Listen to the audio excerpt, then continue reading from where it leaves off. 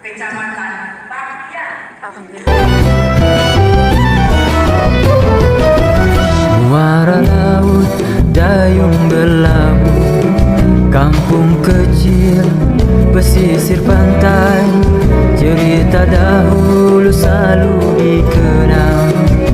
Tanah dipijak kayung bertua, beragam suku, adat budaya, harmonis dalam satu ikatan.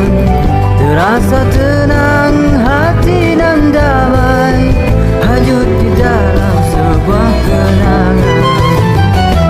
Kilauan permata indah di dalamnya, dari surga sambut sinar sang surya.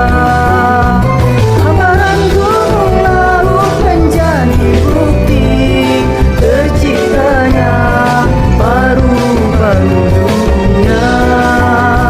Tempat yang berharga larut dalam sukma, sebelah selatan Borneo.